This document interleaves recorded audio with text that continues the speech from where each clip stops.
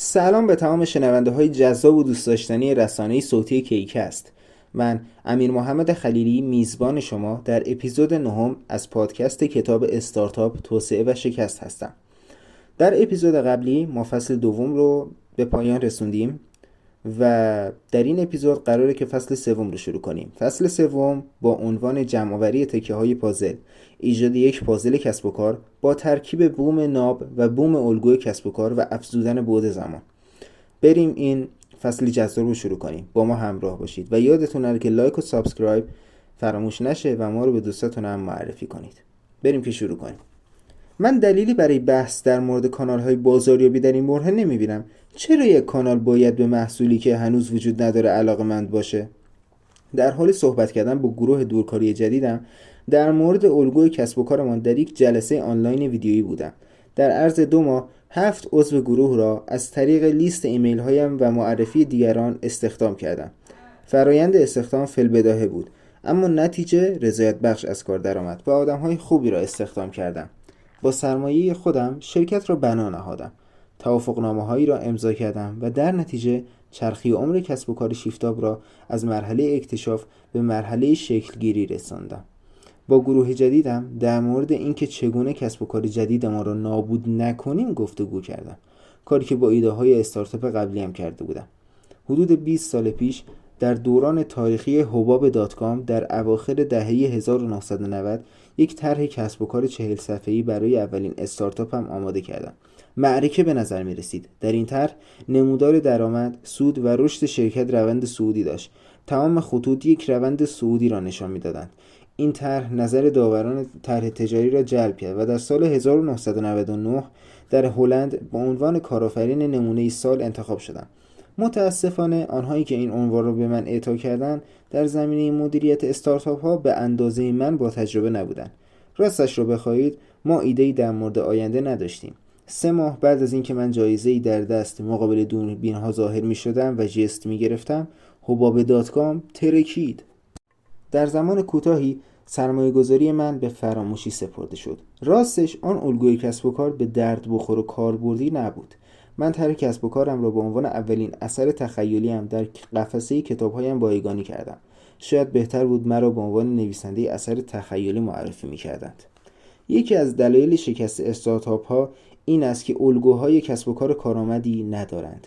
خودمانی بگویم چیزی در چنته ندارند. گاهی وقتها استارتاپ ها با گرفتاری های نظیر بیمیلی بازار، مشکلات مالی و همچنین تغییر سریع محیط دست به گریبان می شوند. خیلی وقتها بی‌تجربگی و نداشتن آمادگی بنیانگذاران است که دردسرساز می شود. نتیجه همیشه یکسان است. به رغم ایده های معرکه، جایزه های محشر و بهترین هدف ها، الگوی کسب و کار کاری از پیش نمی برد. با تجربه‌ای که الان دارم حاضرم هر کاری که میتوانم انجام دهم تا این اتفاق دوباره برایم نیفتد.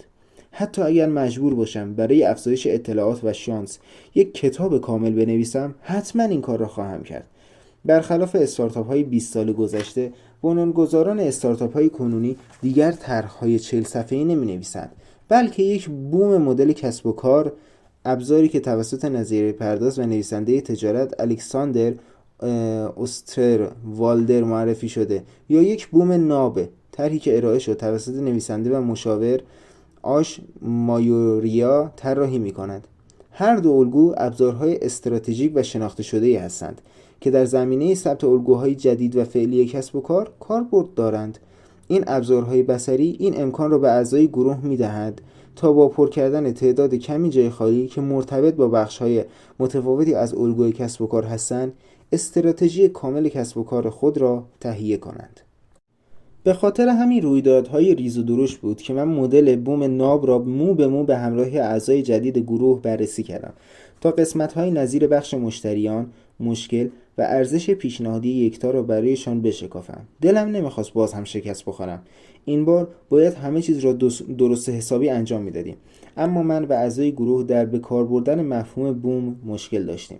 به نظر می رسید هنوز وقت برای بررسی برخی بخش‌ها نظیر کانال‌های توزیع و معیارهای کلیدی نرسیده و این به این معنا بود که ما نمی‌توانستیم تصویر بوم را کامل کنیم. شما که غریبه نیستید. تازه سردرگمی‌هایی هم در مورد بهترین ترتیب برای تکمیل بخش‌ها در کار بود.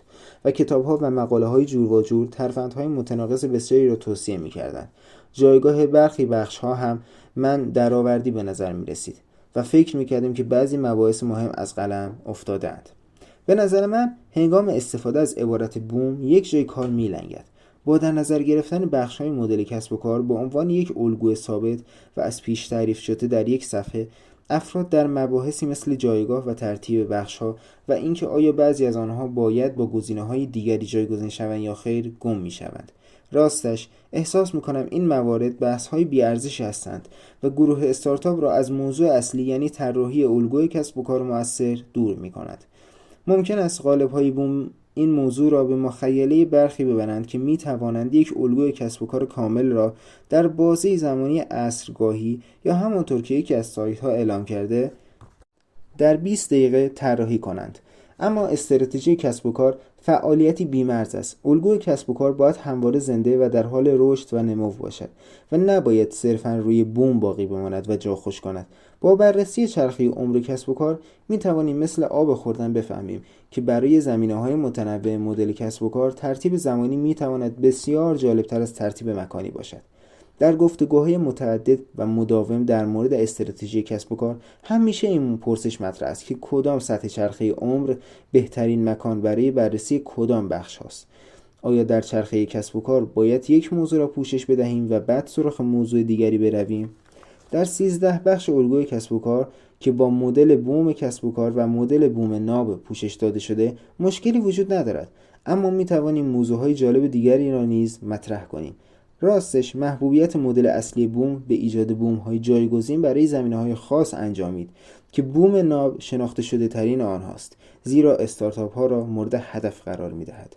من معتقدم که ما باید در مورد تعداد زمینه‌های الگوی کسب و کار انعطاف پذیر باشیم و در عوض ببینیم که کدام یک از آنها به کدام مراحل چرخه عمر کسب و کار مرتبط هستند. شما می توانید با یک یا دو مورد شروع کنید و بعد کم کم موارد دیگری را بیفزایید و الگوی کسب و کار خود را از میان موضوعهای مختلف موجود برگزینید. من این روش را پازل کسب و کار شیفتاب نامگذاری کردم. به کمک اصطلاح پازل کسب و کار را به قالبی سیاه و سفید تبدیل نمی کنیم، بلکه اثری هنری و ماهرانه می آفرینیم. پایان اپیزود 9. امیدوارم که تا اینجا خوشتون اومده باشه از این اپیزود و دوست داشته باشین و اینکه در کسب و کارتون و استارتاپتون بتونید از نکته هایی که در این پادکست ها گفته میشه بهره ببرید و استارتاپ خودتون رو توسعه بدید. بیشتر از این اذیتتون نکنم، با یه خداحافظی تموم کنم مسئله رو. خیلی مراقب خودتون باشید تا اپیزود بعدی. خیلی دوستتون دارم و فعلا.